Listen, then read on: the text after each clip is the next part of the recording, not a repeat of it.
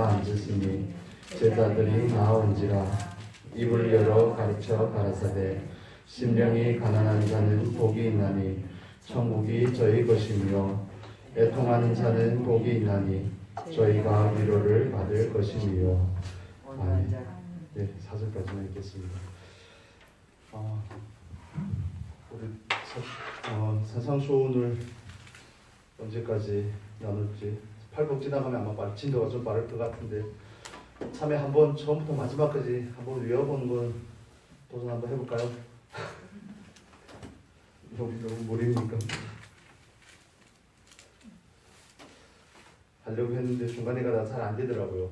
좀 별로 중요한 것 같지 않은 그런 내용이 나올 때는 잘 안 돼서 저도 아직까지 완벽하게는 못했는데, 오늘 우리가 나눌 말씀은 두 번째 애통하는 자에 대한 복에 대해서 나누겠습니다. 지난주에 우리가 심령이 가난한 자의 복에 대해서 나눴는데, 심령이 가난한 자라는 것은 가장 기초적인 부분이라고 말씀을 드렸습니다. 예수님께서 가르치실 때 예수님께서 오셔서 선포하신 것은 하나님의 나라입니다. 하나님의 나라를 선포하시면서 하나님의 나라의 일꾼들을 부르시고 하나님 나라에서 해야 되는 일들에 대해서 가르치고 전파하시고 고치시고 그 말씀을 하시고 나서 하나님의 나라에 속한 백성으로서의 특징이 무엇인지를 팔복에서 우리에게 말해주고 있는 겁니다. 팔복을 우리가 보면, 저와 여러분 팔복을 보면 이 세상의 논리와는, 이 세상의 가치관과는 전혀 상반되는 부분임을 우리가 알 수 있습니다. 이걸 한자 말로 말하면 역설이라고 그러죠. 역설이다. 이 세상에서는 부유한 자가 복이 있다고 그럽니다. 이 세상에서는 애통하고 슬퍼하는 그런 사람이 아니라 즐거워하고 기뻐하고 낙이 있는 사람을 복이 있다고 그렇게 말하죠. 그런데 천국에서는, 하나님의 나라에서는 예수님께서 정반대로 뒤집어서 말씀을 하십니다. 즉 하나님 나라의 그 백성의 특징에 대해서 말하는데, 우리가 이런 특징들을 갖추었기 때문에 하나님의 백성이 되고 하나님의 나라의 시민인 것이 아니라 하나님의 나라의 백성이기 때문에 이런 특징들을 가진 겁니다. 이해가 되십니까? 이건 조건적으로 우리에게 주어진 것이 아니라 심령이 가난해야지 하나님의 나라에 들어가고 애통해야지, 그런 조건부로 우리에게 애통하는 사람만이 하나님의 나라에 합당한 자격을 가지고, 자격이나 조건으로 이야기하는 게 아니라 예수 그리스도의 은혜를 입어서, 하나님의 은혜를 입어서 부르심을 받고 예수를 믿고 예수를 따라가는 그 삶을 산 사람들에게서 이런 특징들이 나오더라는 겁니다. 심령이 가난해지더라는 것이죠. 왜냐하면 보호하신 예수님을 만나면 만날수록 내 궁핍함이, 내 가난함이, 내가 가지고 있는 미천이 없음을, 자원이 없음을, 그래서 파산된 상태와 방불함을 우리가 알게 되기 때문에 하나님 앞에서 가난한 심령을 가질 수밖에 없습니다. 심령이 가난해지면 자연적으로 그 가난함 때문에 하나님 앞에 나간 그 두 번째 자리가 애통의 자리로 나아가는 겁니다. 우리가 이것을 구약적인 배경에서 이해를 하셔야 됩니다. 우리가 이사야 61장 한번 보겠습니다. 이사야서 61장의 말씀, 61장 1절의 말씀만 보겠습니다.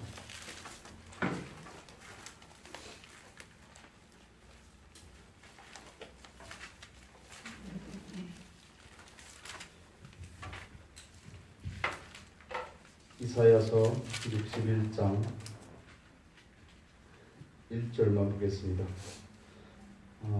우리 3절까지 읽겠습니다. 1141페이지. 주 여호와의 신이 내게 임하셨으니 이는 여호와께서 내게 기름을 부으사 가난한 자에게 아름다운 소식을 전하게 하려 하심이라.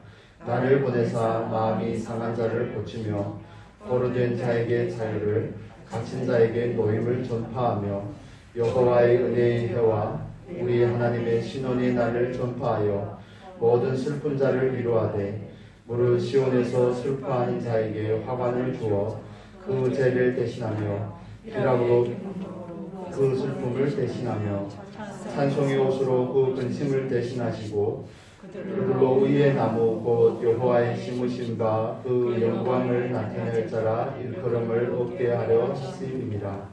아멘. 이것은 메시아가 와서 메시아가 하나님께서 약속하신 메시아가 와서 회복시킬 그 결과에 대해서 메시아가 와서 하실 그 일들에 대해서 말씀하고 있습니다.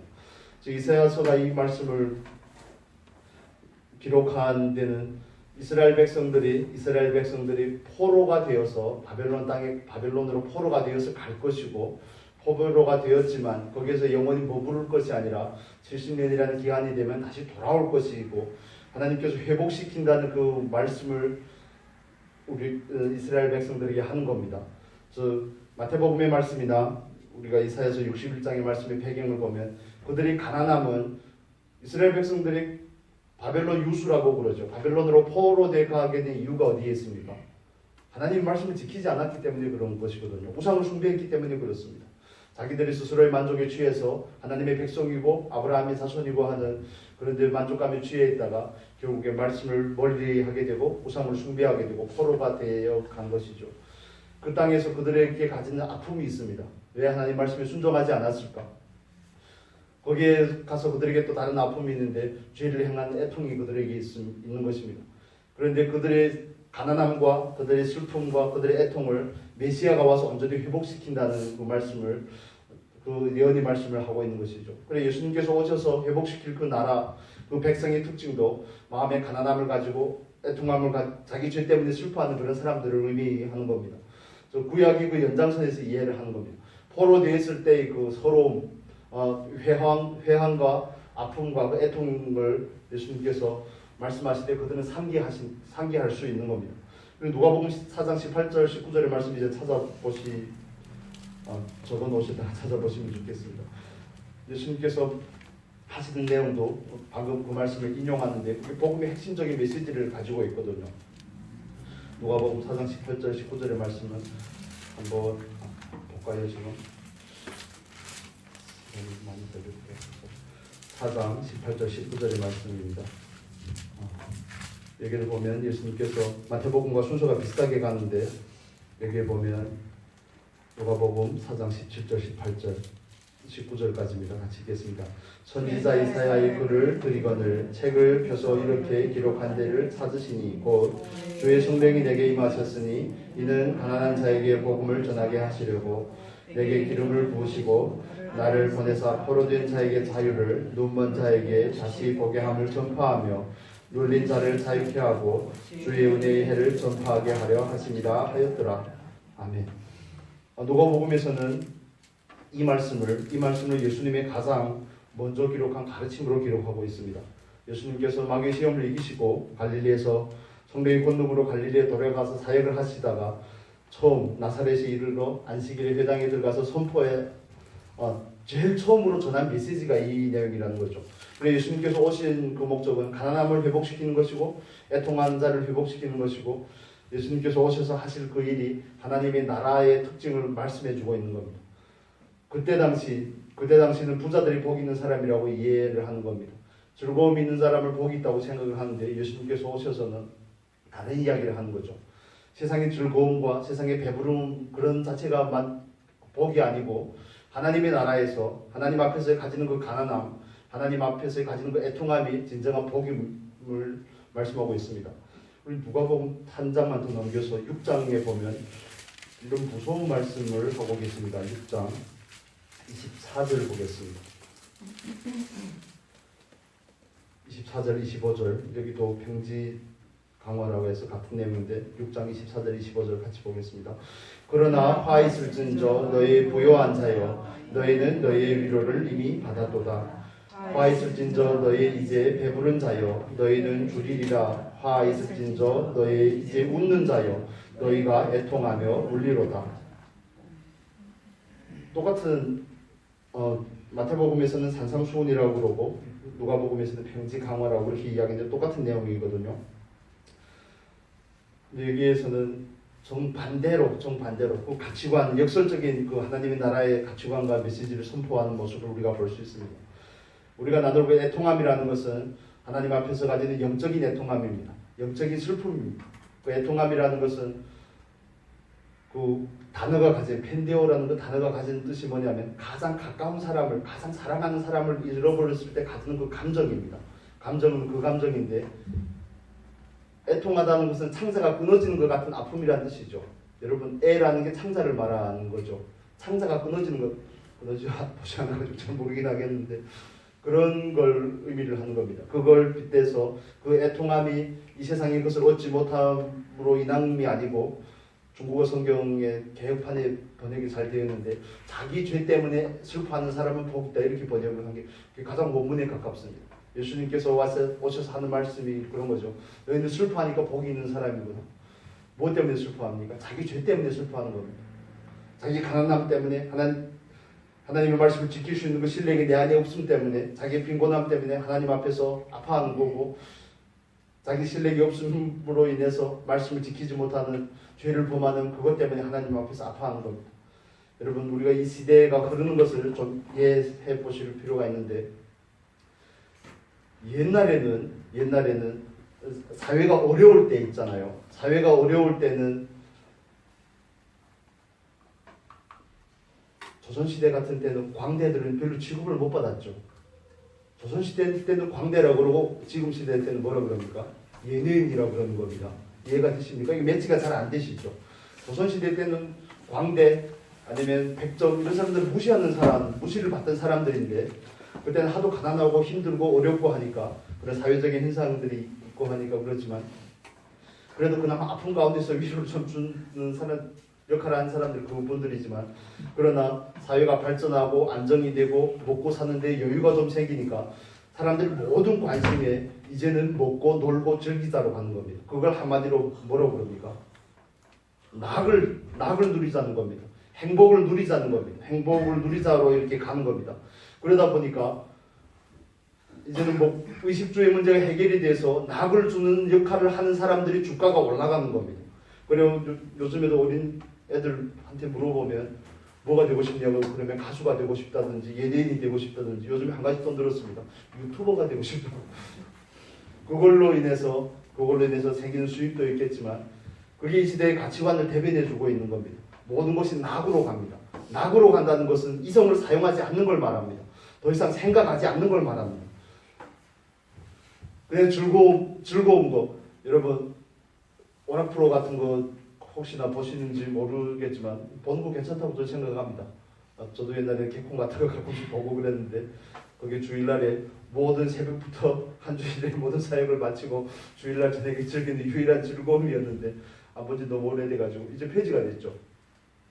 그랬었는데, 이 시대가 흐르는 그 방향이 그렇습니다. 더 이상 슬퍼하지 말고, 더 이상 울지 말고, 이제는 웃으라고 그러고 웃음 치료를 한다고 그러고 그러는데, 사실 영적인 입장에서는 그게 하나님의 말씀과 좀 반대되는 흐름으로 가는 겁니다. 낙을 준다는 것은 거기에 대해서 더 이상 생각할 필요가 없습니다. 생각이 마비가 됩니다. 이성이 동원이 되지 않습니다. 그런데 성경에서 회개라는 말이 가지는 것은 생각을 돌이키는 거거든요. 여러분 TV 프로그램, 오락 프로그램을 보면서 묵상이 되시던가요? 그걸 생각할 필요가 없거든요. 그냥 웃기면 웃으면 되고, 그들이 좀 자기들 장기를 부리면 우리는 거기에 그냥 호응을 하면 되는 것이지 더 이상 생각을 하지 않습니다. 그런데 제가 생각할 때 그런 쪽으로 너무 지나친 부분들은 그냥 단순한 사회적인 현상이 아니라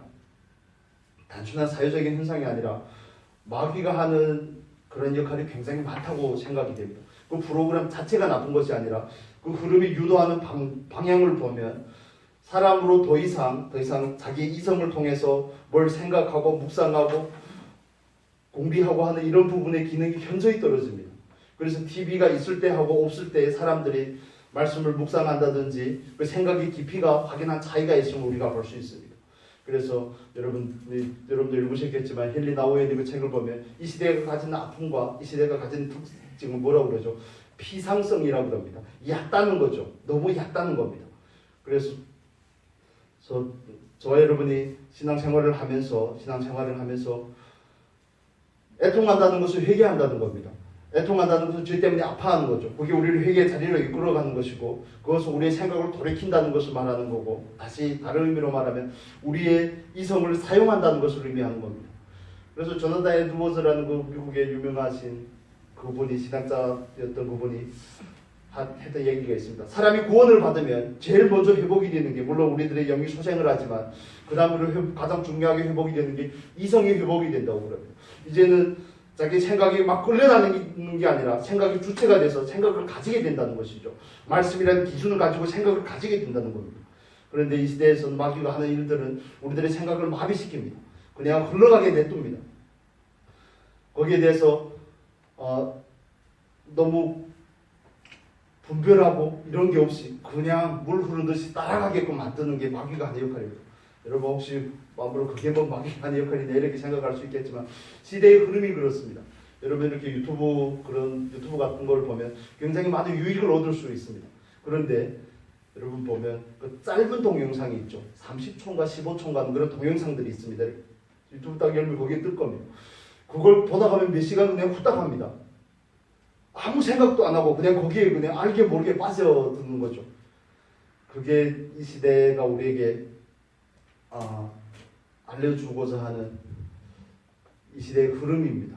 그걸 이해하실 필요가 있습니다. 그게 뭐가 제일 문제가 되냐면 생각하고 묵상하고 해야지 자기를 반성하고 점검하는 그 자리로 나아갈 수가 있는데, 말씀에 자기를 비춰보는 자리로 나아갈 수가 있는데, 그냥 남이 하는 얘기에 남이 올린 그 동영상에 질질 끌려가다 보면 생각할 필요가 없이 되는 겁니다.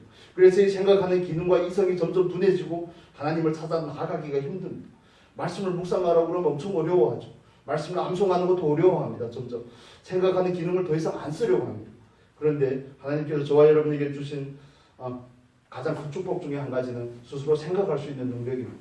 말씀을 분별할 수 있는 그런 능력입니다. 생각이란 기능이 없으면 분별조차 되지 않기 때문에 그렇습니다. 여러분 잘 이해하시기를 바랍니다. 그래서 헬라어에서는 회개한다는 단어는 생각을 돌이키다는 뜻을 가지고 있습니다. 그런데 마귀가 이 시대 가운데서 많이 하는 일 가운데 생각 자체를 못하게 하니까 뭐 돌이키고 뭐가 있겠습니까? 그걸 우리가 서적으로 먼저 염두에 두시면 좋겠습니다. 그래서 여러분 손주들도 있고 뭐 자녀들도 있지만 그런 미디어에 너무 끌려가지 않도록 어느 정도 기도하고 어느 정도 주의를 주는 것은 굉장히 필요하다고 생각이 되어집니다. 저도 우리 애들 이런 거 핸드폰을 하는데 아침에는 절대 못하게 합니다. 왜냐면 아침부터 하면 이게 하루 동안 거기에 질질 끌려가거든요. 그래서 저녁에 와서나 할 수 없이 하게 하는데 짧은 동영상 못 보게 합니다. 15초 보고 이렇게 쩍쩍 옮기는 거 있잖아요. 그거 못 보게 합니다. 보고 싶으면 게임을 설명하는 거라도 봐도 되는데 그런 짧은 걸 보지 마라.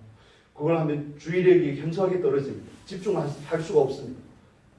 그러니까 하나님 앞에서 하나님 주신 그런 기능들이 마비가 되고 하나님을 향해 나아감에 있어서 말씀을 묵상하고 연구하고 하나님 말씀을 따라 분별하고 하는 이런 기능들이 떨어지게 되면 신앙이 너무 수동적이 되는 겁니다. 오늘 본문에서 애통이라는 그 의미, 그것은 하나님 앞에서 우리들의 생각을 돌이키고 죄 때문에 아파하는 것을 의미합니다. 여러분 우리가 이 세상에 그것을 얻지 못한 것 때문에 많이 아파할 수 있죠. 그래서 성경에서 그런 걸 유사품과 같은 그런 애통함이라고 그럽니다. 진정한 애통함은 자기 죄 때문에 하나님 앞에서 아파하는 거죠. 하나님은 거룩하신데 내가 그만큼 거룩한 삶이 나오지 않기 때문에 하나님께서 우리 보고 거룩하라고 하시고 너희 하늘에 계신 너희 아버지의 온전하심과 같이 너희도 온전하라고 그러는데 우리는 그 자리에 미치지 못하고 사모하려고도 하지 않으니까. 여러분 신앙이 성장하는 데 있어서 가장 중요한 요소 중에 한 가지는 저는 눈물이라고 생각합니다. 눈물은 우리들의 신앙을 정화시킵니다. 우리를 깨끗하게 합니다. 하나님 앞에서 더 온전하게 하고 우리를 하나님께 더 가까이 나아갈 수 있게끔 합니다. 그런데 오늘날의 교회도 보십시오. 제가 방금 말씀드린 것은 사회적인 현상을 말씀드린 거지만 교회도 그렇습니다. 설교를 하는데 예수님께서 웃기는 설교하신 걸 성경에서 찾아보신 적이 있습니까? 제일 첫 마디가 뭡니까? 회개하라. 세례 요한은 나와가지고 독사의 자식들아 이렇게 나오는데 우리는 설교에는 유머가 있어야 되고 설교는 재밌어야 되고 쉬워야 되고 이런 쪽으로 자꾸 가거든요. 방향이. 그래서 그런 목회자들이 인기를 끌게 되고 그런 쪽으로 흐름이 간다는 것은 성경적인 흐름을 역행하는 겁니다. 여러분 그걸 이해를 하셔야 됩니다. 더 이상 어려운 말씀을 들으면 머리를 써야 되는 건 머리가 아프거든요. 그러면 스트레스를 받게 되고 하니까 좀 쉽게 하지. 물론 전하는 사람이 쉽게 해야 되는 건 맞습니다. 여러분도 저를 위해서 기대해 주시면 좋겠습니다. 핵심을 쉽게 전달할 수 있는 건 중요합니다. 그런데 너무 말씀이 가볍게 너무 웃자주의로 가고 너무 즐거움을 주는 그런 주의로 간다는 거, 너무 가벼워진다는 거, 이건 굉장히 큰 문제가 있습니다. 그건 한국 교회가 가진 산물이 아닙니다. 미국에서부터 유입이 된 겁니다. 미국에서부터 한국에 영향을 받아서 그런 겁니다. 행복 일변도라든지 축복 일변도 쪽으로 말씀이 흘러간다든지 기복주의로 간다든지 아니면 성공신학 쪽으로 간다든지 예수를 믿으면 모든 것이 다 될 것처럼 그런 쪽으로 유도한다든지 모든 걸 우리 안에 허황된 꿈을 심어주는 거죠. 하나님은 우리를 보고 가난한 게 복이 있다고 그러는데 우리는 이 세상에 어떻게 더 많이 가질까? 여러분 그런 책 보신 적이 있는지 모르겠지만 말씀이 그 책 이름이 생각도 나지 않네요. 그 김미경이라는 그분이 쓰신 책을 혹시 보신 적 있습니까? 제목이 생각이 잘 안 나는데 아무튼 왕의 재성 그런 책은 수액입니다. 여러분 옛날에 조엘 오스틴이라는 그분이 썼던 그 잘 되는 나, 뭐 긍정의 힘 이런 거 있잖아요. 제가 지금 생각하면 정말 배가 아픈데 제일 먼저 돈 주고 그 책을 샀다는 거 아닙니까? 학교 다닐 때. 그거 완전 쓰레기거든요. 기독교 복음은 완전히 상반되는 내용을 하는데 이 마음에 거품만 그냥 헛된 꿈만 가득 채워주는 그런 겁니다. 물론 거기서도 배울 부분들이 있지만 신앙이 우리에게서 복음이 우리에게서 말하는 거하고는 전혀 정반대의 이야기를 한다는 겁니다. 하나님 앞에서 우리가 가진 역할을 감당하면 정직의 역할을 감당하는 것도 중요하지만 가진 사람이 되게끔 그걸 목적으로 하는 건 문제가 있는 것이죠. 가진 것 자체를 복이라고 얘기하는 것은 굉장히 큰 문제가 있는 것입니다. 그건 우리 안에 있는 허영심을 충동을 시켜서 이 세상의 것으로 만족하려는 그쪽으로 끌고 가는 겁니다. 저와 여러분의 유일한 만족하심은 하나님 앞에 있는 줄 믿습니다. 하나님을 만나야 만족함이 있는 겁니다. 하나님을 만나면 건강이 없어도 물질적인 부분이 다운이 돼도 없어도 행통하지 않아도 이 안에는 만족과 위로함이 있습니다. 그런데 하나님이 없이도 그런 걸 얻으면 된다고 선전하는 것은 그건 복음을 역행하는 것이거든요. 우리가 그 누구를 2단이고 3단이고 이렇게 이야기하지만 복음의 말씀을 역행하는 것보다 더 심한 이단이 어디에 있습니까? 여러분, 저와 여러분은 하나님 앞에서 정말 이런 부분들을 염두에 두고 기도할 수 있으면 좋겠습니다. 내 죄 때문에 아파하는 것 저와 여러분이 해야 될 일입니다. 정말 하나님을 가까이 하다 보면 하나님을 가까이 하고 주님을 가까이 하다 보면 내 죄 때문에 아파하는 것은 자연적인 결과로 나타날 수밖에 없습니다. 애통할 수밖에 없는 거죠. 반대로 말하면 하나님을 가까이 하지 않으니까 애통함이 없는 겁니다. 말씀을 읽고 기도하고 이런 생활이 영적인 생활이 나를 밀어주지 못하고 말씀을 만나지 못하니까 내 안에 애통함이 없는 겁니다. 예수님을 만난 사람들은 모든 사람이 하나님 그 앞에서 자기가 죄인임을 인식하고 자각하게 되는데 우리는 말씀에 더 가까이 가지 않고 깊게 들어가는 일에 게을리하게 되면 애통함을 잃어버리는 겁니다. 우리 야고보서 4장의 말씀 볼까요? 8절 9절 보겠습니다.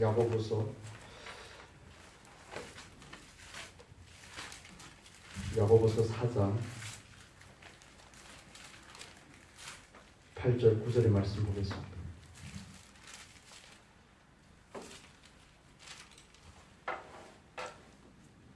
같이 읽겠습니다.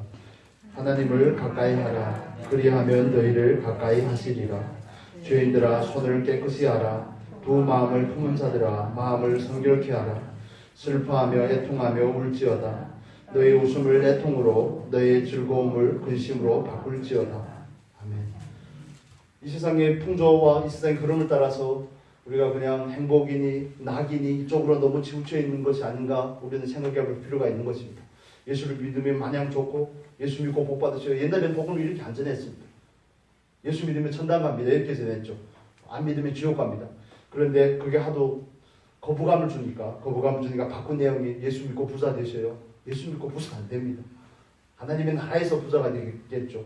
예수 믿고 복 받으세요. 이렇게 복음을 전하는 방법이 바뀐 것까지는 그렇지만 본질이 왜곡이 되면 안 되잖아요. 하나님께서는 우리에게 죄 때문에 슬퍼하며 애통하며 울라고 그러는데 그런데 자기 죄 때문에 애통하고 슬퍼하며 말씀을 지키지 못한 그런 애통함과 아픔이 많은 그리스도인들에게서는 사라진 게 실정입니다. 교회에 나와서 다른 것 때문에 울지는 모르겠지만 그런 하나님 앞에서 이런 사모함이 없음에 대해서 말씀을 지키지 못함에 대해서 죄를 범함에 대해서 애통함이 없는 것이 오늘날의 제 모습인 것 같고 또 많은 그리스도인들에게서 나타나는 모습이 아닌가 하는 그런 생각이 듭니다. 너무 행복 위주로 가다 보니까 교회도 그 흐름을 타게 되니까 예수 믿어도 뭐 똑같다는 그런 이야기를 자주 듣게 되는 것이죠. 저와 여러분, 하나님의 말씀의 기준을 따라가는 귀한 은혜가 있기를 바랍니다. 정말 창자가 끊어지는 것 같은 그 애통함이 저와 여러분에게 있으면 좋겠습니다. 그럼 어떻게 하면 그 자리로 나갈 수 있을까요? 물론 여기는 절대적인 하나님의 은혜가 필요하지만 또 우리가 먼저 스스로 주동적으로, 능동적으로, 그래서 방금 우리가 본 말씀에 애통하라는 것은 능동적인 표현을 썼습니다. 애통하는 건 내가 애통해야 하는 겁니다. 하나님 저를 애통케 해주세요 아닙니다. 내가 애통하는 겁니다. 어떻게 하면 애통한 자리로 나아갈 수 있을까요? 이 말씀이라는 거울에 나를 항상 비춰봐야 되는 겁니다. 여러분, 말씀을 읽으시면서 깨달음과 교훈을 얻는 건 굉장히 중요합니다. 그런데 나는 과연 이 말씀대로 살고 있냐를 물어보면 자연스럽게 애통이라는 결과로 나아가게 됩니다. 애통한다는 것은 슬퍼하는 것이고 애통의 결과는 우리에게 회개의 자리로 인도해 가는 겁니다. 회개가 마르고 눈물이 마른다는 것은 교회가 정상적이 아니라는 것을 의미하는 것일 수도 있습니다. 우리가 다윗의 예를 우리가 잘 아는 것처럼 예를 들지만 다윗은 밧세바를 범하기 전까지 하나님 앞에서 실수를 해본 적이 없습니다. 그렇죠? 성경에는 그렇게 기록하고 있습니다. 어린 나이에 형들에게 도시락 배달을 갔다가 골리앗을 제끼고 사울의 사위가 되고, 이게 또 뭐 사울과 다윗이 막 바뀌는데, 사울의 사위가 되고 또 군대 장관이 되고 승승장구하고 계속 잘 나가다가 사울이 칼을 피해서 도망을 다니는 그 시간 동안에도 그렇게 하나님 앞에서 진실하다가 왕들이 출정을 할 때 출정을 하지 않고 왕궁을 거닐다가 밧세바를 범하고 나서, 여러분, 밧세바를 범하고 나서 우리아를 죽이고 그 괴계를 꾸미고 첫 아이를 낳기까지는 거의 1년이라는 시간이 걸리지 않겠습니까? 어떻게 해서내도 10개월이면 잉태하고 애들 낳는데 10개월이 걸리니까 정상적으로요. 1년이라는 시간이 걸린 데까지도 다윗은 자기가 잘못한다는 것을 인식 자체를 못하고 있습니다. 나단이 와서 책망을 할 때 비로소 내가 지금 죄를 지었구나 하는 것을 깨닫게 되는 것이죠. 얼마나 충격을 받았으면. 우리 시편 51편 잠깐만 보겠습니다. 시편 51편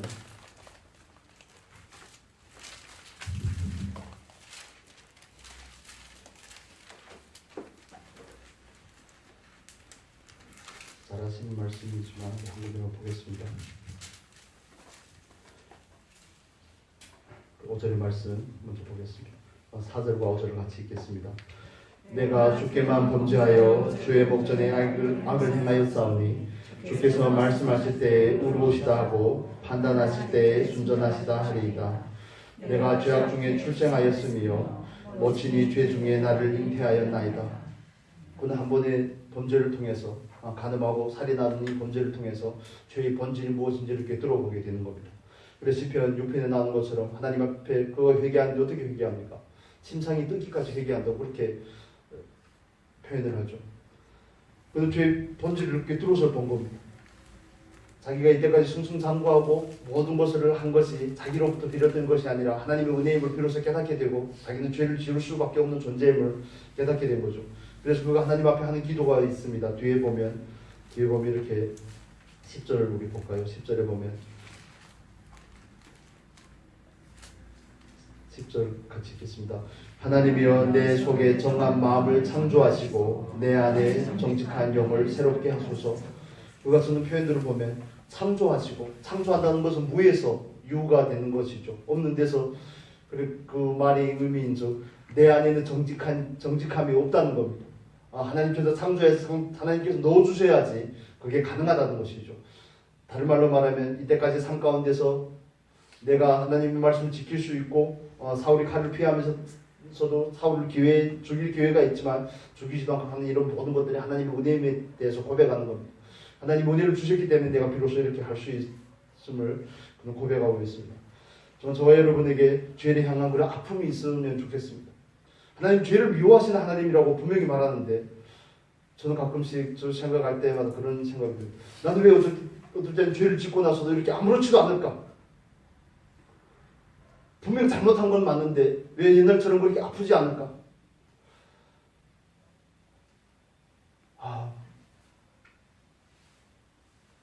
정말 미안하고 송구하지만 하나님 앞에 그러지만 그런 것 때문에 깜짝깜짝 놀랄 때가 있습니다.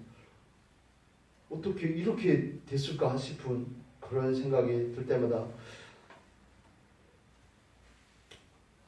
우리도 저와 여러분도 여러분도 아마 그런 경험을 하실 겁니다. 정말 죄에 대해서 처음에 범하는 게 쉽지 자주 하다 보면 둔감해지거든요. 아무렇지도 않게 되고 감격이 사라지게 만듭니다. 감격이 사라진다는 것은 눈물이 사라진다는 것이고, 눈물이 사라진다는 것은 더 이상 회개가 없다는 걸 의미합니다. 회개가 없다는 것은 더 이상 죄를 향한 아픔이 없다는 걸 말하죠. 히브리서 기자가 말하는 것처럼 너희 죄와 싸우되 어떻게 하라고요? 피 흘리기까지 싸우라고 그러는데 피 흘리기까지는요. 다른 사람에 비하면 그래 나는 양반이야 이런 식으로 저는 언젠가 생각하고 있는 것 같은 그런 모습을 볼 때마다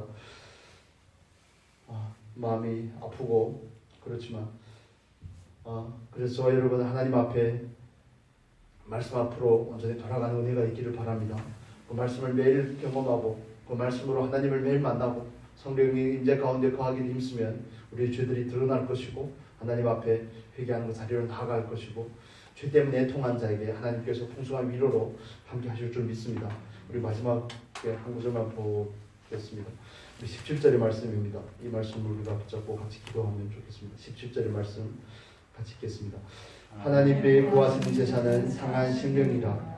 하나님이여 상하고 통회하는 마음을 주께서 멸시치 아니하시리이다. 아멘. 우리에게 우리가 하나님을 향하고 순전한 사랑에서 비롯된 그 눈물이 회복되는 귀한 은혜가 있기를 바랍니다. 우리가 상한 마음을 가지고 하나님 앞에 나아가면 하나님께서 결코 외면치 아니하시고 저와 여러분에게 위로로